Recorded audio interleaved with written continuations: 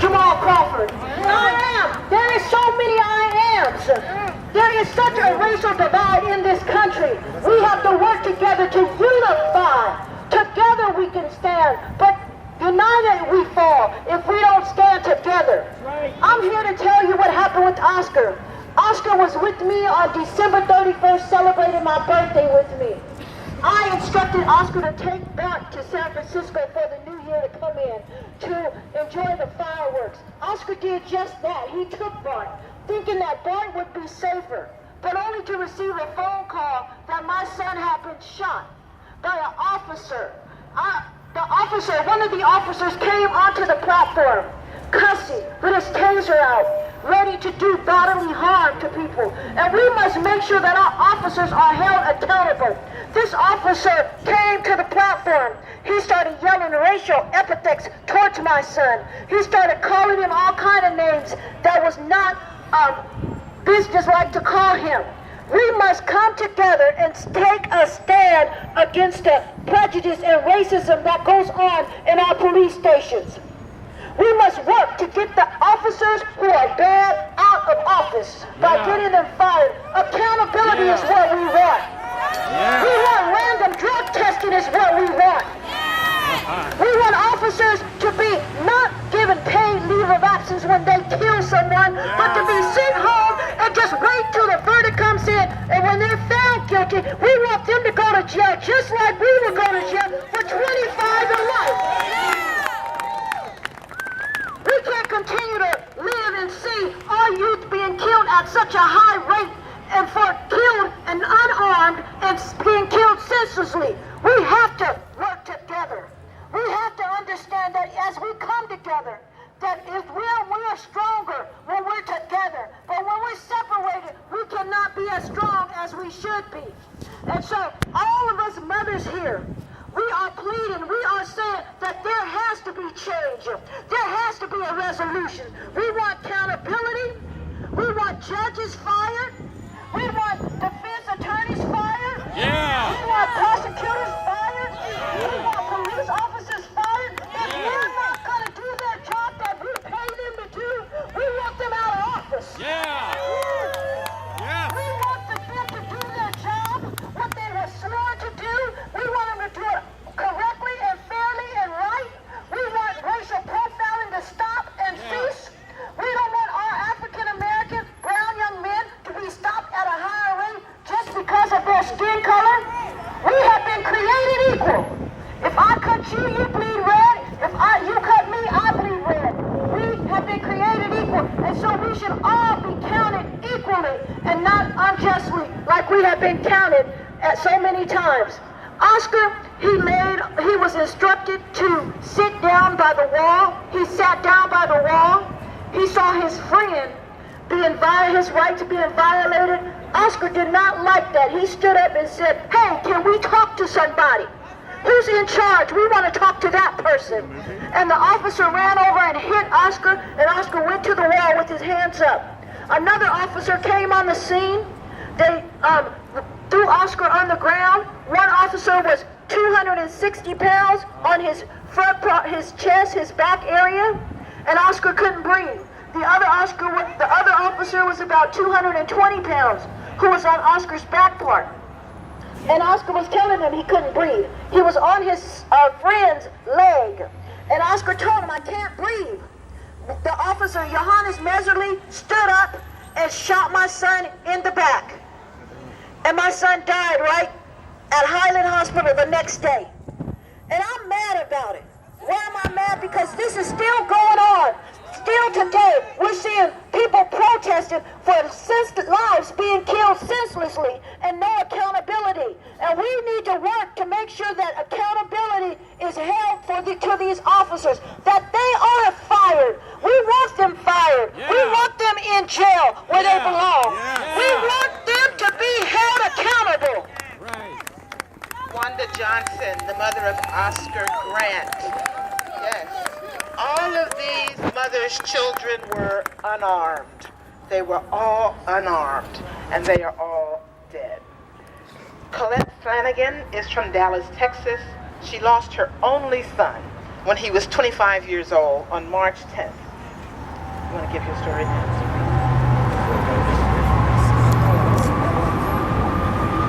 My name is Colette Flanagan. I'm the founder of Mothers Against Police Brutality in Dallas, Texas. My son, Clinton Allen, my only son, was 25 years old. He was unarmed and he was shot 7 times, and once in the back by an officer who had a history with using excessive force with the Dallas Police Department. And I think we should start calling these officers out instead of saying officer or the cop. His name is Clark Stoller.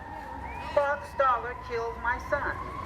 My son was, he had twin boys, 14 months old, and those 2 boys are left without a father. Until we demand accountability, until the DAs start indicting police officers that kill and murder our sons, until they stop doing backhand shakes with the grand juries, until the secrecy of the grand jury is exposed, nothing is going to change. And I don't know about in Washington, but in Dallas, in Texas, the way that a grand jury is selected is criminal. A judge appoints a jury commissioner, and that jury commissioner goes and pick out some friends to be in the grand jury. And who do you think they choose? The judge's friends, or the KKK. But Clinton's life will not go unnoticed. Because Clinton lived, the landscape and the policing in Dallas is starting to change. Through our organization, we have implemented a policy that when an officer shoots and kills someone, unlike when Clinton was shot and killed, that officer, Clark Stoller, was back to work within 5 days. Now, when an officer shoots and kills someone in Dallas, Texas, they take a mandatory 30 days for a complete psychological evaluation. That's Mothers Against Police Brutality. That's mothers standing together. That's mothers asking for accountability. You know, those badges and those guns belong to us. Until we realize that those guns and those badges belong to us, they will continue to use those same guns and badges that we pay for to kill our children. We send their children to college and they send our children to the morgue. Something has got to change until we all stand together and understand that it's not a black problem, it's not a white problem, it's not a Hispanic problem, it's not a poor people's problem, it is our problem. It is my son today, it's your son tomorrow, your nephew, your uncle, your brother, your father. No one is immune from police brutality. That's right. It is a culture that they are thriving in. This is not a few bad apples. We're past a few bad apples. We're past a bushel. We are into orchards of bad apples. And until we get change from the top down to the bottom, they're going to continue to kill our children. But I say today, no more. No more. We are here, the delegations of mothers, through our pain and through our grief. We are standing together to show the world the face of police brutality. The families, what the families of police brutality victims look like. And if I had my way today, I would be holding my son's autopsy picture for you to see. When you see what we have to see, when we have to identify those babies on a slab that have been killed and shot 7 and 9 times, and in the back and in the head, it changes who you are. And let me tell you, nothing in this world can prepare you to bury a child. A child that you have taught to respect the system. A child that you entrusted the system to serve and to protect and to send him home safely. I am sick and tired of hearing that I feared for my life. When did you fear for your life? After the first shot, the second shot, the third shot, the fourth shot, the fifth shot, the sixth shot, the seventh shot? When did you stop fearing for your life? I am sick and tired of hearing that policemen want to make it home to their families. We want our kids to make it home too. And if you are really putting your lives on the line, then you get a paycheck. You would be the one not coming home. Our kids would come home because that is your job. You are not doing this as a benevolent act. You're choosing to be a police officer. And those are not special rights and privileges that come with that. It should be an honor to serve your community.